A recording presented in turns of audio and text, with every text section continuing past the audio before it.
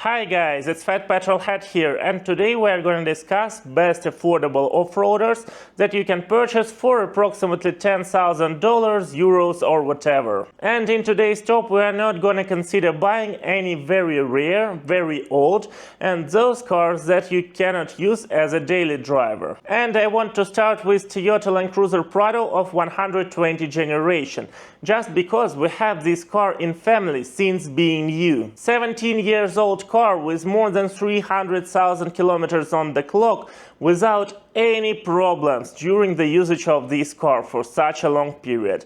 Only regular maintenance. 120 generation of Prado is a unique, very comfortable and very reliable car and true off-roader, but with some specific. As the suspension is very soft and comfortable, it is extremely good and extremely comfortable to go off-roading on this car. You can even go any rough road with almost a highway speed. The problem in it is that your highway speed would be extremely low. Driving at about 120 km per hour is not only stressful but really dangerous. The word handling was out of the office when they started engineering this car. And the same thing I can say about efficient braking. So I would say that this car is ideal only when you are going to use it mostly on off-road, not driving expeditions or something like that. Basically, you can find this car with three engines. First of all, 2.7 petrol engine with something about 160 horsepower, which is absolutely not enough for such a huge car. Also, you can choose 3-liter diesel engine, which is quite okay in case of power output. However, it is not as reliable as you expect from Toyota car. And to be honest, I see almost no reason to buy such an old, almost 20 years old car with high mileage with diesel engine, because you would get more troubles than saving fuel. And the masterpiece 1GR FE, which is 4-liter V6 petrol engine with about 250 horsepower. So the car with this engine is enough powerful and is as reliable as a stone. I have never heard any stories of this engine being broken. Never. And I believe that this is the only ideal engine for Toyota Land Cruiser Prado, because it's reliable and also you have enough power for overtaking and for any kind of off-road. As for recommendations about this car except the standard maintenance, don't forget to clean the air suspension system at least twice a year and also service properly four-wheel drive system, because these are maybe two only things that can be broken in this 20 years old car. But what if you drive highways quite often and you need more kind of expedition than off-road car? Then the answer is very simple. You just need a full-size Toyota Land Cruiser 100 generation. This car is wider than Prado, so it is better in handling, much better. And also it is extremely spacious. And if you are going to spend some time inside the car, I mean night time, then probably Toyota Land Cruiser of 100 generation is the best option under $10,000. All engines in this model are great, but I would for sure go for the legendary and the largest V8 4.7 2UZ FE. This engine is very popular in all markets all around the world, so you wouldn't have any problems with any parts if something would be broken. And this idea is applicable for the whole car in general, because you can be sure that you would have enough supply in ports for many more years. Maybe today it would be quite challenging to find a good condition car. However, you can improve this condition quite easily, if of course you have a good body and a good frame. But what I really love about this generation of Land Cruiser is that it was probably the first Japanese car that was a true off-roader and at the same time very acceptable as a daily driver. Full-time four-wheel drive, independent front suspension, so everything for your everyday life, and a great balanced car. Of course, in this top we cannot skip its main competitor, which is of course Nissan Patrol of Y61 generation. And here it is extremely hard to say what is better to choose between Toyota Land Cruiser and Nissan Patrol.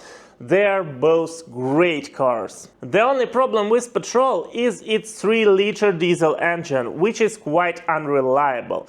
Its resource is about 150–200,000 kilometers only, and of course for Japanese off-roaders it is a very low resource. But with V8 petrol engine it would be almost as reliable as Toyota Land Cruiser. What we should keep in mind regarding Nissan Patrol in our list that this is the only model with part-time 4-wheel drive. It makes this car really unique and specific, but quite hard to drive and manage on the slippery road. But if you are a real petrol head and car enthusiast, maybe it could be a very exciting experience for you.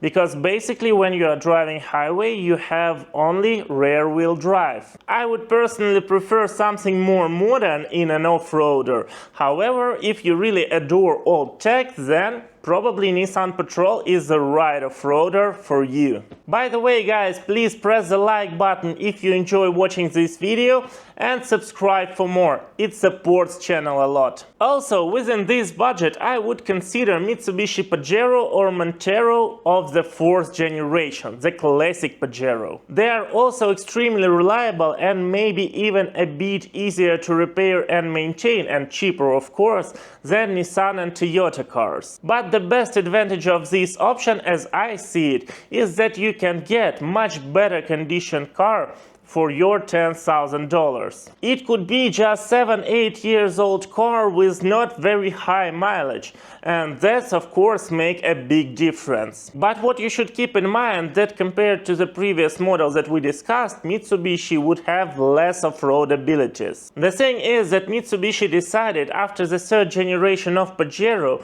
to change the leather frame to unibody platform. The off-road potential of the model is still quite okay, and it can be easily modified.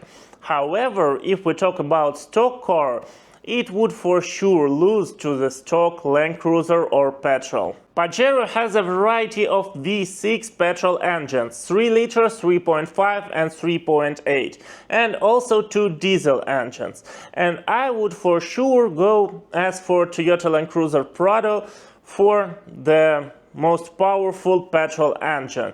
And it would be quite funny, especially if you buy a 3-door car with 3.8 liter. That would be really exciting petrol-head car. But as for Mitsubishi, you can also consider buying a diesel engine cars, because diesels are extremely reliable and also quite fuel efficient. Also, there are options like Pajero Sport and Montero Sport, which are made from pickup trucks. However, I, to be honest, wouldn't consider buying them, because I believe that Toyota Land Cruiser Prado is better in every piece, except maybe price and diesel engines. So let's move on to the car I would probably choose if I was looking for a proper off-roader. And it is Volkswagen Touareg of the 2nd generation. Wait, don't close this video. I would explain you why Volkswagen Touareg of the 2nd generation is a great off-roader in some trims. First of all, I should mention that Touareg of the 2nd generation is a Volkswagen-made Toyota in case of reliability. They are really great in it. But this is applicable only to the 2nd generation of Touareg, because the 1st generation in case of reliability was rubbish. These cars have a resource of about 500,000 kilometers, and both diesel and petrol engines are great. And also both of these engines, talking about V6, are quite enough for a daily driver. They are quite okay in case of power output, and you wouldn't have any problems with overtaking. But if you're a petrol head, you have V8s, and that would be a completely different story.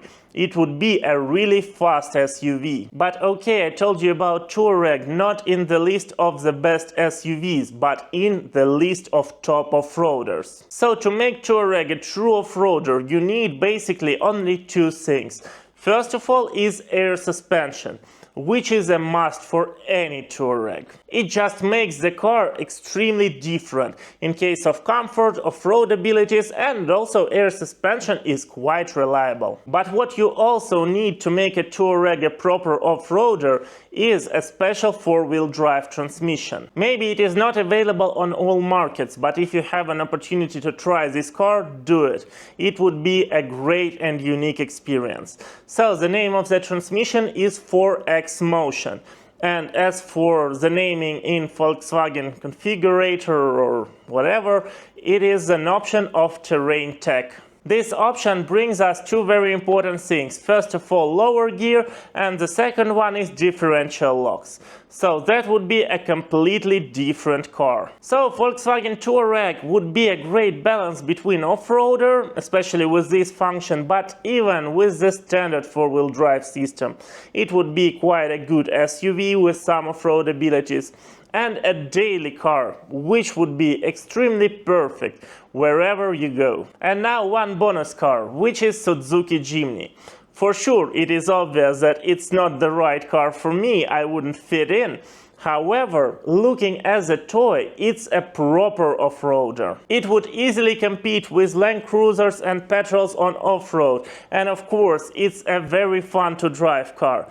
The only recommendation, go for manual, it would be even more fun to drive. But why there are no my favorite Land Rovers in this list? Let me quickly explain. So, as for Discovery, I would say that it's a great car, of course, but I would prefer as an expedition car Toyota Land Cruiser.